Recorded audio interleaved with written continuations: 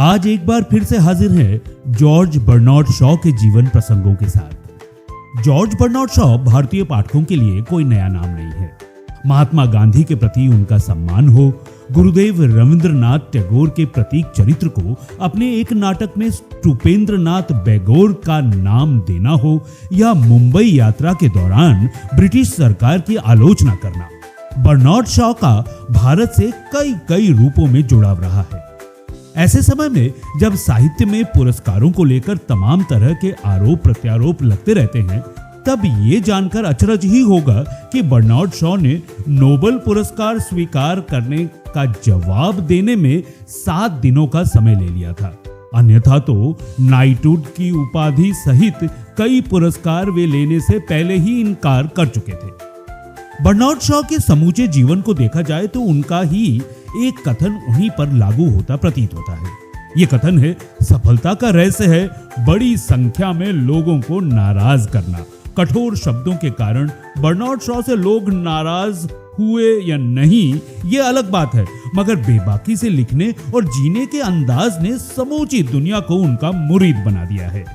जब हम George Bernard Shaw के बारे में जानना शुरू करते हैं तो सबसे पहले यही तथ्य सामने आता है कि Saint John, man and Superman, arms and man के लेखक शॉ दुनिया के पहले ऐसे सर्जक थे जिन्हें नोबेल और ऑस्कर पुरस्कार दोनों ही प्राप्त हुए। ऐसे जॉर्ज बर्नार्ड शॉ को हम नाटककार व उपन्यासकार, राजनीतिज्ञ, मानवतावादी लेखक के रूप में जानते हैं। उनका जन्म आयरलैंड के डबलिन में 26 जुलाई सन 1856 को हुआ था। साहित्यिक रुचियों के चलते वे इंग्लैंड में आ गए थे और वहीं के होकर रह गए। उनके लेखन में तंज और अपमानजनक शब्दों का प्रयोग जीवन की पथरीली राहों का प्रभाव हो सकता है, जैसे कि लेखन के बारे में उन्होंने अपनी इसी शैली को अपनाया और जीवन भर उसका प्रयोग भी किया। बर्नार्ड शॉ का ये तीखा व्यवहार कई लोगों के साथ देखा गया। वे आमतौर पर खतों के जवाब देना पसंद नहीं करते थे, क्योंकि उनका मानना था कि अधिकांश पत्र किसी सम्मान, किसी कार्यक्रम में शामिल होने के लिए आते थे। विवियन इलियट ने अपनी पुस्तक डियर मिस्टर शॉ में लिखा है कि 94 वर्ष के जीवन काल में शॉ को लगभग 2.5 लाख से ज्यादा पत्र मिले हैं। पत्रों के जवाब के मामले में उनके कुछ खास नियम थे, जैसे वे लंबे पत्र नहीं पढ़ते थे, वे अपने प्रकाशित विचारों पर खत में बात नहीं करते थे, वे किसी लेखक की अप्रकाशित पांडुलिपि नहीं पढ़ते थे और न ही किसी को लेखन के बारे में सलाह देते थे। जहां तक भारत में और भारत से संबंधों की बात है तो बर्नार्ड शॉ अहिंसा के अग्रदूत महात्मा गांधी जी के अनन्य प्रशंसकों में से एक थे। जब शॉ से गांधी जी के प्रभाव के बारे में पूछा गया तो उन्होंने तपाक से उत्तर दिया था, क्या आप किसी से हिमालय के प्रभाव के बारे में पूछेंगे? सन 1933 में समुद्री यात्रा के दौरान जॉर्ज बर्नार्ड शॉ अपनी पत्नी के साथ मुंबई आए थे। इस छोटी सी यात्रा के दौरान वे गांधी जी से मिल नहीं सके थे, क्योंकि उस समय गांधी जी पुणे के येरवडा जेल में कैद थे।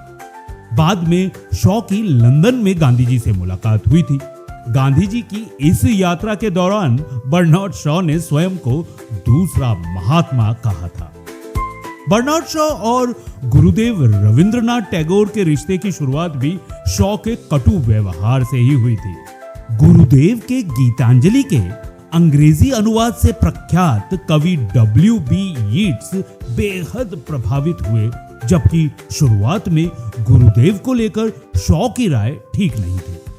उन्होंने वर्ष 1919 में अपनी एक नाटिका के कवि चरित्र को स्टूपेंद्रनाथ टैगोर का नाम दिया था। संदर्भ बताते हैं कि टैगोर के पुत्र रतिंद्रनाथ टैगोर ने on the ages of time में शॉ के साथ हुई मुलाकात का जिक्र करते हुए लिखा था, एक शाम हम सभी सेंट क्लेयर द्वारा दिए गए रात्रि भोज में आमंत्रित थे। पिताजी यानी कि गुरुदेव रविंद्रनाथ टैगोर बर्नार्ड शॉ के पास ही बैठे थे। सभी लोगों को इस बात की हैरत थी कि शॉ एकदम चुपचाप बैठे थे। सारी बातचीत गुरुदेव रविंद्रनाथ टैगोर यानी कि रतिंद्रनाथ जी के पिताजी को ही करनी पड़ रही थी। उनसे हमारी अगली मुलाकात क्वींस हॉल में हुई। संगीत सभा के अंत में जब हम हॉल से बाहर निकल रहे थे तो किसी ने अचानक पिताजी यानी कि गुरुदेव का हाथ पकड़ लिया और अपनी ओर घुमाते हुए कहा, क्या आपको मेरी याद है? मैं बर्नार्ड शॉ हूं। इन दो मुलाकातों के पश्चात शॉ में टैगोर के प्रति मैत्री भाव पैदा हो गया और दोनों के बीच कई सालों तक पत्रों के आदान प्रदान का सिलसिला चलता रहा।